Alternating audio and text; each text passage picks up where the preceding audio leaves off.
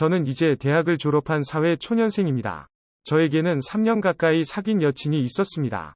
그런데 여친이 조금 많이 연상이었습니다. 제 여친은 엄마의 친한 친구였습니다. 사실 엄마보다는 2살 적은 나이였지요. 엄마와 젊을 때 스키 동호회에서 만난 사이였습니다. 이모네와 가족끼리 모임도 종종 했었습니다. 하지만 이모가 몇 년 전 이혼을 했습니다. 그 뒤로는 이모네 집에서 종종 만났지요. 이모는 혼자 아들 1명을 키우고 있었습니다. 이모 아들은 저보다 10살이 어렸습니다. 그래서 저를 형이라 부르며 많이 따르는 편이었죠. 이모네 집은 바로 옆 동네였습니다. 그래서 엄마랑 같이 그 집으로 가곤 했었습니다. 그때마다 저는 이모 아들이랑 놀아주곤 했었습니다. 이모 아들은 아빠가 없으니 저를 많이 따랐습니다. 이모도 제가 집에 오면 든든하다고 말씀하셨습니다. 혼자 아들 키우는 게 쉽지 않다고 하시더군요. 그래서 이모가 저를 엄청 좋아해 주셨습니다. 제가 군대를 갈 때 서럽게 울 정도였지요. 휴가를 나오면 이모가 꼬박꼬박 용돈도 주곤 했었죠. 이모와는 원래 친했었는데 군대를 가면서 더 친해진 느낌이었습니다. 이모도 든든한 조카가 있다가 없으니 허전해하셨고요. 그 뒤에 제대를 하고 이모가 초대를 했습니다. 이모는 잔치상을 차려주시더군요. 엄마와 함께 저녁도 먹고 술도 같이 마셨습니다. 이모는 기다렸다는 듯 하소연을 하더군요. 요즘 아들이 너무 힘들다고 하셨습니다. 아무래도 사춘기가 시작된 모양이었습니다. 특히 아빠가 없으니 더 방황을 하는 것 같았습니다. 그래서 저에게 좀 도와달라고 부탁도 하셨습니다. 엄마도 이모 많이 힘드니까 도와주라고 하시더군요. 그 뒤로 종종 이모네 집으로 갔던 것 같습니다. 이모 아들 공부도 봐주고 이야기도 들어줬고요. 가끔은 이모 하소연도 들어주었지요. 이모 아들은 별다른 문제가 없어 보였습니다. 오히려 이모가 아들의 변화에 힘들어했습니다. 남편 대신 아들에게 기대는 느낌이었습니다. 하지만 아들은 점점 엄마 품을 떠나려 했고요.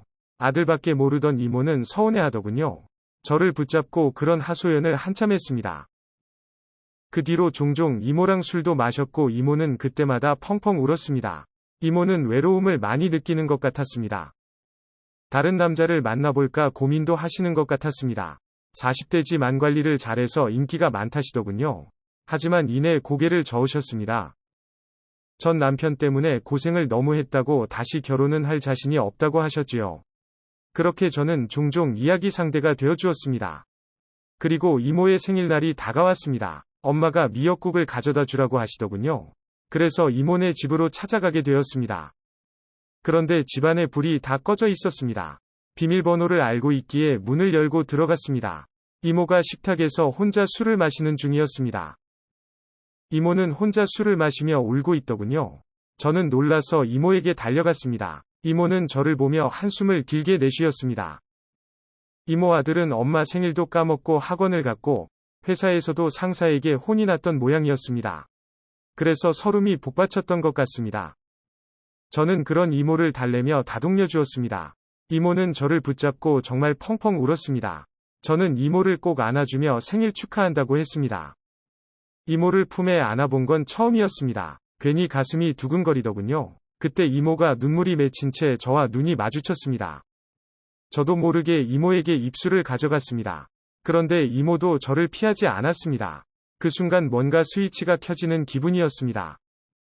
이모와 갑자기 입맞춤을 진하게 하게 되었죠. 이모도 정신없이 제 입술을 빨아댔습니다. 우리는 그렇게 연인이나 할 것 같은 행동을 시작했습니다. 하지만 이모도 거부를 하지 않았습니다. 미친 듯이 입맞춤을 나누다가 자리를 옮겼습니다. 우리는 자연스럽게 이모의 방으로 향했죠. 그제야 정신이 들어서 잠시 멈칫하고 이모를 보았습니다. 이모도 멈칫했지만 이내 제게 다시 키스를 했습니다. 그냥 그 순간은 본능이 이성을 지배하게 되었던 것 같습니다. 그것이 신호가 되어 저는 이모와 하나가 되었습니다. 그리고 우리는 남자와 여자로서 사랑을 나누었습니다. 한참 그렇게 있다 보니 아들이 돌아올 시간이 되었습니다. 이미 정신은 차리고 있던 상황이었습니다. 쑥스러운 마음에 급히 옷을 챙겨 입었고 당황해서 옷만 대충 입고 도망치듯 나왔습니다. 집으로 돌아와 침대에 누웠더니 그제야 내가 무슨 짓을 저질렀나 싶더군요. 뭔가 크게 죄를 지은 기분이었습니다. 그리고 이모에게서 연락이 왔습니다. 내일 저녁에 잠깐 보자고 하시더군요. 저는 이 사태를 어떻게 해야 할지 두려웠습니다. 괜히 주변 사람들의 시선이 신경이 쓰였습니다. 그래서 이모네 회사 근처로 찾아갔습니다. 마치 죄지은 사람처럼 자꾸만 숨어들게 되더군요. 이모의 차를 타고 지하주차장에서 대화를 나누었습니다. 우리는 서로의 잘못이라며 사과를 했습니다. 그리고 이전의 관계로 돌아가자고 했지요. 하지만 말과는 달리 뭔가 아쉬운 기분이 들었습니다. 그러면 안 되는 줄 알면서 이모의 입술을 찾았습니다. 이모도 제 입술을 피하지 않았습니다. 분명 그만하자고 이야기를 하던 중이었는데 이모도 오히려 저를 받아들여 주셨습니다. 저도 이모가 더욱더 예쁘게만 보이고 있었죠. 하지만 차 안이라 행동에는 한계가 있었습니다. 우리는 입맞춤을 하면서 서로의 마음을 확인했습니다. 분명 이모도 말과는 다르게 저를 원하고 있었죠. 그때 이모가 자리를 옮기자고 하셨습니다. 이미 이모를 원하던 저는 고개를 끄덕였고 이모는 차를 몰고 밖으로 나갔습니다. 그리고 이모는 어느 모텔 주차장으로 들어갔습니다. 이번에는 어제처럼 갑자기도 아니었습니다. 우리는 분명 서로를 인식하고 남녀 사이가 되었습니다. 우리는 서로를 똑바로 바라보며 입맞춤도 했고 성인 남녀로서 서로를 짝으로 인정하고 행동했습니다. 이번에는 실수 같은 게 아니었죠. 진심으로 여자를 사랑하는 마음으로 이모를 봤습니다. 2번이나 그녀를 가진 터라 이모가 제 여자로 느껴졌습니다. 약간은 즉흥적이지만 저는 이모에게 몰래 사귀자고 했습니다. 하지만 이모가 한숨을 쉬며 고개를 저었습니다. 이모도 제가 좋지만 제 앞길을 막고 싶지 않다고 하셨습니다. 그리고 엄마에게도 너무 미안해서 안 된다고 하셨지요. 대신 지금처럼 이모가 외로울 때 친구가 되어달라시더군요. 이모도 가끔 남자가 필요하다고 하셨습니다. 그러니 제가 가끔씩 이모를 안아주면 좋겠다고 하셨습니다. 저는 고개를 끄덕이며 그러겠다고 말을 했습니다.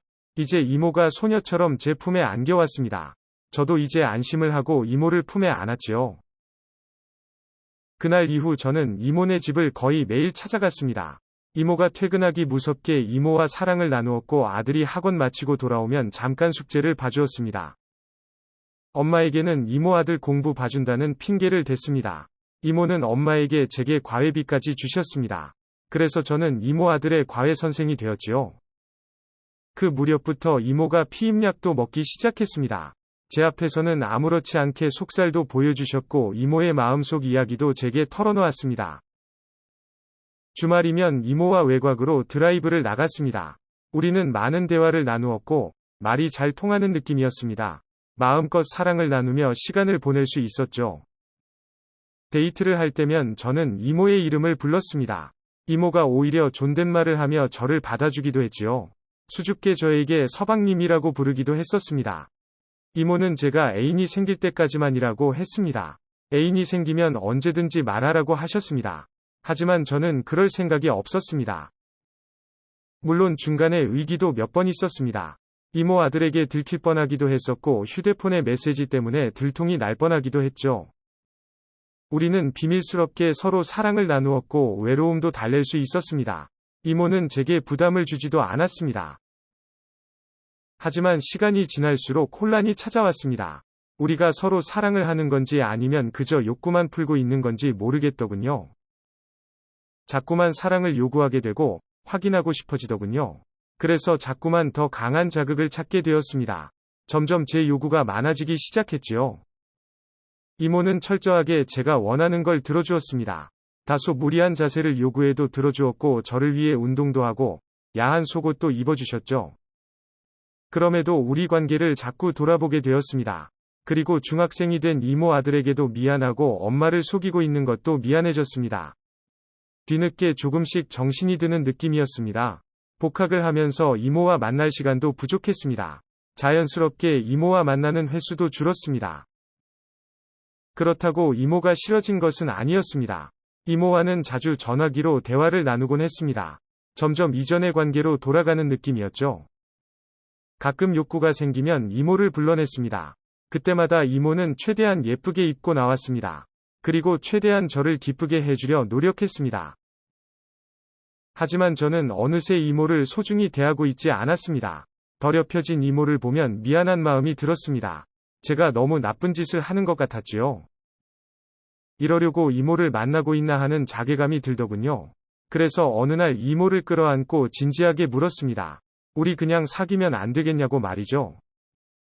이런 어정쩡한 관계가 아닌 진짜 연인이 되면 좋지 않을까 그때는 진심으로 그런 생각을 했었습니다. 하지만 이모가 조용히 저를 바라보셨습니다. 이모는 웃으면서 저를 꼭 안아주셨습니다. 그리고 우리 관계는 그만하자고 하시더군요.